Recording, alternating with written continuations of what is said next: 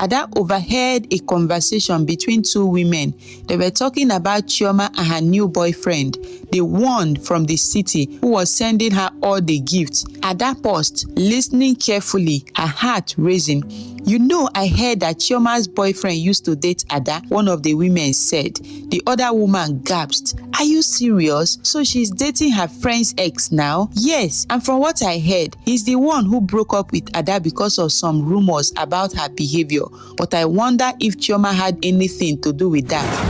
The village of Umweze was known for its beauty and happy people. The houses were simple, made of mud bricks and thatched roof that gave the village a warm and traditional feel. Life in Umweze was peaceful. People knew each other by name, and news traveled fast from one end of the village to the other. Among the many families living in Umweze, there were two girls who stood out because of their inseparable bond. Ada and Chioma were so close that the villagers often joked that they were sisters from different mothers. They had grown up together, playing in the dirt paths between the houses, swimming in the river during hot season, and fetching water from the same well. Their friendship had started when they were just little girls. Both their families lived nearby, and their mothers often exchanged food and supplies when needed. As children, Ada and Chioma had shared everything from toys made of clay and sticks to simple meals of yam and fish. They laughed together, cried together, and dreamed together. They were as close as two people could be, and neither could imagine life without the other. Ada was the quieter of the two. She was known for her gentle nature, always soft-spoken and kind to everyone she met. She was the type of girl who would help an old woman carry her basket of goods home, or give her last piece of fruit to a hungry child. Her heart was big and her smile even bigger, though she never sought attention for it. People in the village respected her for her humility. Chioma, on the other hand, was bold and outspoken. She had a quick wit and a sharp tongue, and while some found her a bit too blunt at times, most appreciated her for her honesty. Chioma never hesitated to speak her mind, and though her words could sting, they were often true. Despite their differences, Ada and Chioma's personalities balanced each other out. Chioma admired Ada's patience, while Ada looked up to Chioma's courage. When boys in the village started to notice them, they always stood by each other, laughing off the advances of the young men who tried to win their hearts. They promised each other that no matter what happened, their friendship would always come first. It was in their final year of secondary school that Ada met Emeka. He was not like the other boys in the village. He was quiet but had a confident air about him that made him stand out. Emeka had dreams far beyond the small village of Umweze, and he often talked about leaving for the city to make a name for himself. His family was poor, like most in the village, but Emeka had determined spirit and a hunger for success. He believed that the city would offer him the opportunity to rise above his humble beginnings. Ada had never thought much about boys, but Emeka caught her attention. He would often help her carry her books after school and walk with her down the dusty road that led back to the village. He wasn't like the other boys who tried to impress her with jokes or bold flirting. Emeka was respectful, and in his quiet way, he made her feel special. Before long, their friendship blossomed into something deeper. Chioma noticed the change in Ada. Her friend, once focused only on school and family, now had a sparkle in her eyes whenever Emeka was around. It wasn't long before the whole village knew about their budding relationship. Emeka and Ada became the couple everyone talked about. The young women admired Ada for finding such a respectable man, and the young men envied Emeka for winning Ada's heart. Even Chioma, Ada's closest friend, seemed happy for her. Few days after their final exam, Emeka took Ada for a walk along the river. The sun was setting, casting a golden glow over the water, and the air was warm and peaceful. Emeka stopped and took Ada's hand in his. "Ada," he said softly, "I have to tell you something." Ada looked up at him, her heart racing. She feared bad news, but Emeka's face was calm. "I have decided." he continued, I'm going to the city. I have found a job there and it's a good opportunity for me to make some money and build a future. But it means I will be away for a while, he said. Ada's heart sank. The thought of Emeka leaving the village or leaving her was painful, but Emeka squeezed her hand and smiled. Don't worry, he said. I'm not going forever. I'm going to work hard, save some money and come back for you. When I've made enough, I will marry you, Ada. We will live together in the city and I will take care of you. You just have to wait for me, he promised. Tears welled up in Ada's eyes, but she nodded. She believed in Emeka, his dreams and his promises, and so they said their goodbyes, with Emeka reassuring her that time apart would only make their love stronger. He promised to write, to send gifts, and to never forget the love they shared. Chioma watched him from the sideline as Ada said her farewell to Emeka. At first, she was genuinely happy for her friend, but as the months passed and the gift from Emeka began to arrive, something in Chioma's heart changed. True to his words, Emeka began sending Ada gifts not long after he settled in the city. The first package arrived with a beautiful dress made of fine fabric.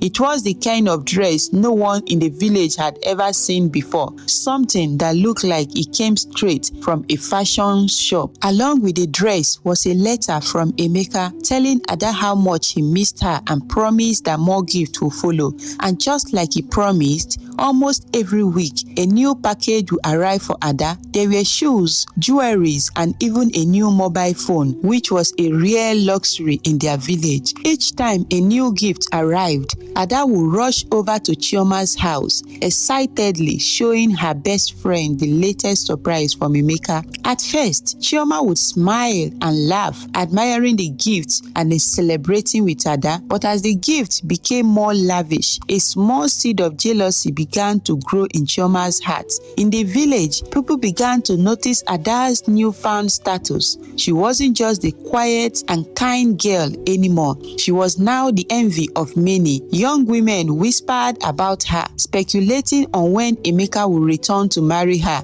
and take her away to the city. Ada had become the biggest girl in the village, and with each new gift, her reputation grew higher. Chioma, on the other hand, began to feel like a shadow beside her friend. She hadn't realized how much Ada's success bothered her until one day when Ada received yet another expensive gift, this time a luxury human hair. As usual, Ada rushed to Chioma's house, holding the hair proudly. Look at what Emeka sent me this time, Ada beamed. Isn't it beautiful? She asked, amazed smile. Chioma forced a smile, nodding as she examined the hair. It's very nice, Ada, she said, her voice tight, but inside, Chioma's jealousy was growing stronger. Why was it always Ada who got the good things? Why was it Ada who had a boyfriend sending her gift from the city while she had no one? It wasn't fair, Chioma thought to herself, and slowly her feelings began to change. She never showed her jealousy openly. She continued to act as Ada's supportive friend, listening to her talk about Emeka and admiring the gift as they arrived. But deep down, Chioma was plotting. She couldn't stand the thought of Ada being the center of attention any longer, and she certainly couldn't bear the idea of Ada leaving the village to live a perfect life with Emeka in the city.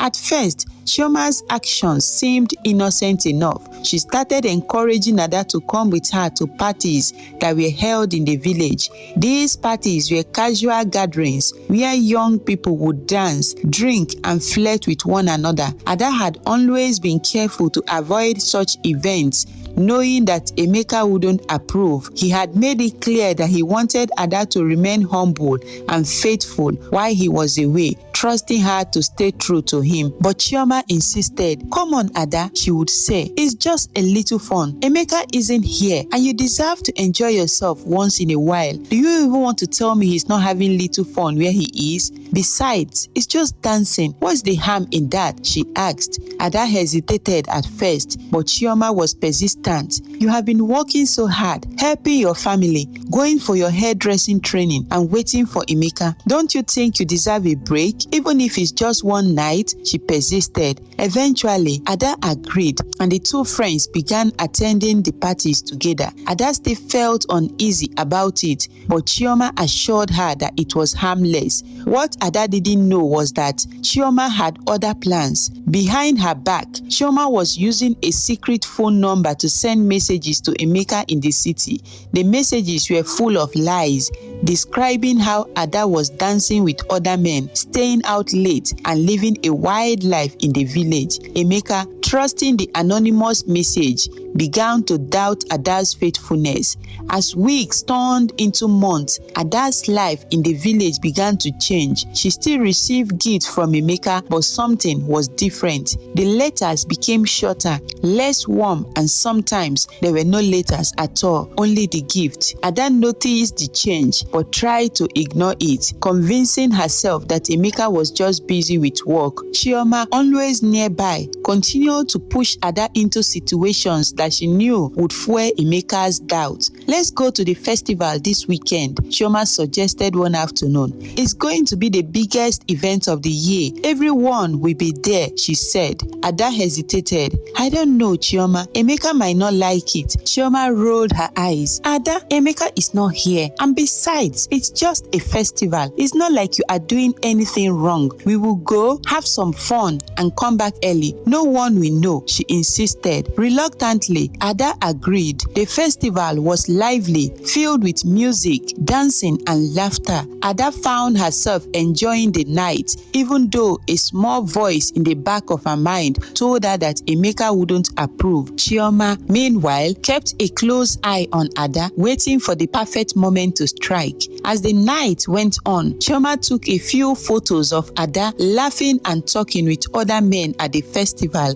They were innocent moments, but in Chioma's hands, they became the perfect tools to further her plan. That night, she sent the photos to Emeka using the secret phone number, adding more lies about Ada's behavior. She painted a picture of a girl who had forgotten her promises and was living a carefree life in the village while Emeka toiled in the city. A few days later, Ada started hearing rumors of Emeka being in the village. She couldn't believe it because she felt Emeka could never do such a thing to her. She doubted Emeka would come to the village without informing her. But the rumors were getting worse, and Emeka's phone number was not connecting either, as she has been trying to call him for a while now. She decided to go to Emeka's house to ask his parents if they have heard from him, only to meet Emeka. She was excited to see him, but angry that he came to the village without informing her and demanded an explanation. So the rumors are true that you are in the village? She asked the moment she walked into the compound. Though angry, she still tried to embrace him and welcome him back. But to her shock, Emeka was cold and unresponsive. He didn't smile, nor did he return her embrace. Instead, he looked at her with a disappointment in his eyes. Emeka, what is wrong? Ada asked, her voice trembling. He didn't answer at first. He just looked at her with a pained expression. Finally, he spoke, his voice low and full of anger. I thought I knew you, Ada. I thought I could trust you, he said slowly. Ada was confused. What are you talking about, Emeka? You can trust me. I have done nothing wrong, she said innocently. Emeka shook his head, pulling out his phone. Then explain these, he said, showing how the photos Chioma had sent. People have been telling me about the kind of life you have been living while I have been away. Parties, men, drinking. I trusted you, Ada, but I can't marry someone who can't stay faithful, he said angrily. Ada stared at the photos, her heart racing. She recognized the scenes from the festival, but they were completely innocent. She had done nothing wrong. Tears filled her eyes as she tried to explain. Emeka, please, you have to believe me. It's not what it looks like. Chioma and I went to the festival, but I didn't do anything wrong. I didn't. Before she could complete her statement, Emeka caught her. I don't want to hear it. I have made up my mind. We are over, he said angrily. With those words, Emeka turned and walked away, leaving Ada standing there, her heart shattered. She called after him, begging him to listen, but he didn't turn back. That night, Ada cried herself to sleep, her dreams of a future with Emeka crumbling before her eyes. She called her friend Chioma, who comforted and assured her that everything would be fine. In the days that followed,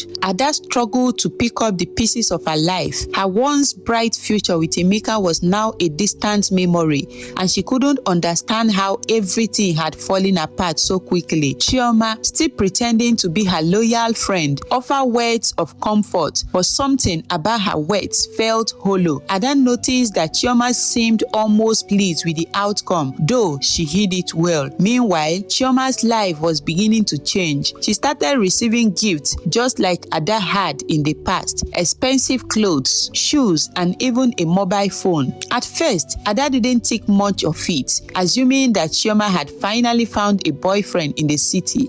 But as time went on, she couldn't help but feel that something was off. Chioma wasn't as open about her relationship as Ada had been. She didn't gush about her new boyfriend or show off the gifts like Ada had. Instead, she kept everything secret, refusing to even tell Ada the name of the man who was sending her all those gifts. "Why are you hiding him from me, Chioma?" Ada asked one day. "You know I will never judge you," she said innocently. Chioma smiled, but there was something cold in her eyes. "I just want to be sure about him first," she said. "When the time is right, I will tell you everything." Ada nodded, but a nagging feeling in her chest told her that something was wrong. She started to suspect that Chioma wasn't being entirely honest with her.